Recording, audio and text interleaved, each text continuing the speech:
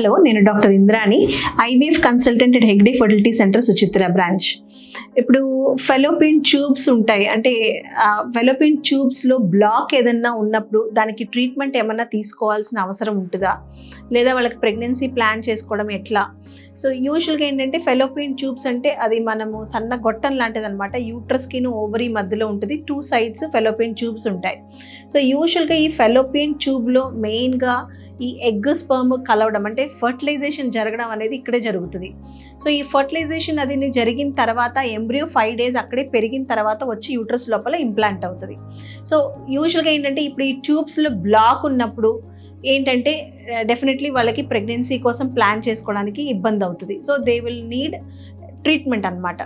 కానీ ఈ blocked tubes ఉన్నప్పుడు వాళ్ళకి ఎటువంటి సిమ్టమ్స్ కానీ ఎటువంటి ఇబ్బంది కానీ ఉండదు. ఇప్పుడు ఏంటంటే మనకి మామూలుగా లోపల ఏదైనా ఇన్ఫెక్షన్ ఉన్నప్పుడు బయటికి ఫీవర్ లాగానో వేరే ఇంకేమన్నా కోల్డ్ ఉన్నప్పుడు, కాఫ్ ఉన్నప్పుడు దానికి కొన్ని సిమ్టమ్స్ అనేది ఉంటాయి. అలాగా ఇప్పుడు బ్లాక్డ్ ట్యూబ్స్ ఉన్న దానికి వేరుగా వాళ్ళకి సిమ్టమ్స్ అన్నీ ఉండవు. బట్ కొంతకాలం వాళ్ళు ట్రై చేసిన దాకా ప్రెగ్నెన్సీ అనేది రాకపోతే మనం ఎవాల్యుయేట్ చేసిన దాంట్లో ఒక్కొక్కసారి ఈ టెస్ట్ ద్వారా బయటకు వస్తుంది అనమాట. సో యూజువల్గా ఇప్పుడు 1 year మ్యారీడ్ లైఫ్ అయిన తర్వాత ప్రెగ్నెన్సీ రానప్పుడు మనం చేసే టెస్ట్లో ఒకటి హెచ్ఎస్జి టెస్ట్ అని అంటాం. సో ఈ హెచ్ఎస్జి టెస్ట్లో యూజువల్గా ట్యూబ్కి బ్లాక్ ఉందా లేదా అని తెలుస్తుంది. అండ్ ఈ బ్లాక్ ఉన్నప్పుడు అంటే యూజువల్గా ఏంటంటే ట్యూబ్కి మొదటి భాగంలో, చివరి భాగంలో, సో ఈ మొదటి భాగంలో కామన్గా చూస్తూ ఉంటాం బ్లాక్ ఉందన్నట్టుగా హెచ్ఎస్జి టెస్ట్లో ఇస్తూ ఉంటారు.